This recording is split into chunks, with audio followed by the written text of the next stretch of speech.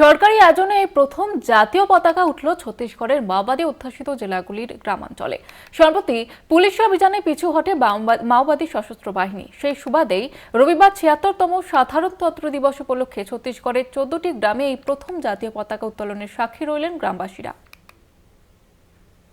দেশকে মাওবাদী মুক্ত করার ডাক দিয়েছিলেন কেন্দ্রীয় স্বরাষ্ট্রমন্ত্রী অমিত শাহ। সেই অনুসারে কেন্দ্রীয় আধা সামরিক বাহিনীকে নিয়ে ছত্তিশগড়ের অতিবাম জঙ্গিদের শক্ত ঘাঁটি বস্তার অঞ্চলের বিজাপুর, সুকমা ও নারায়ণপুর জেলার অন্তর্গত ১৪টি গ্রামে রবিবার যথাযথ মর্যাদার সঙ্গে উদযাপিত হল সাধারণতন্ত্র দিবস।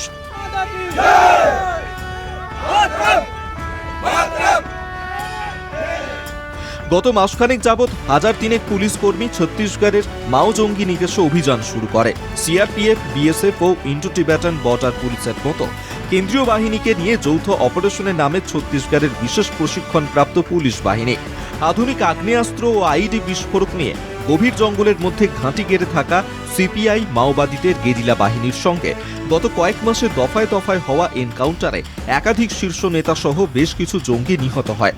প্রচুর অস্ত্র ও বিস্ফোরক উদ্ধার করে নিরাপত্তা কর্মীরা। একই সঙ্গে মাওবাদী জঙ্গিদের পাতা মাইন বিস্ফোরণে বেশ কয়েকজন পুলিশ কর্মী নিহত হয়েছেন। পুলিশ জঙ্গি লড়াইয়ের জেরে একের পর এক মাওবাদী অধ্যুষিত অঞ্চলে অস্থায়ী শিবির গড়ে তোলে নিরাপত্তা বাহিনী।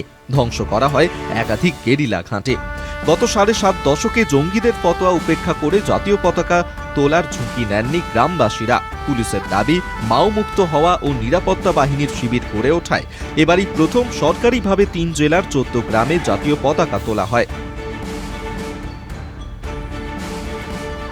পুলিশ বাহিনীর সদস্যরা ছাড়াও গ্রামের সাধারণ মানুষ স্বতঃস্ফূর্তভাবে সাধারণতন্ত্র দিবস পালনে অংশ নেয় বলে পুলিশ সূত্রে দাবি করা হয়েছে।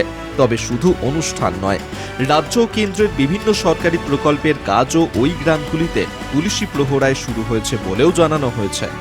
কলকাতা টিভি।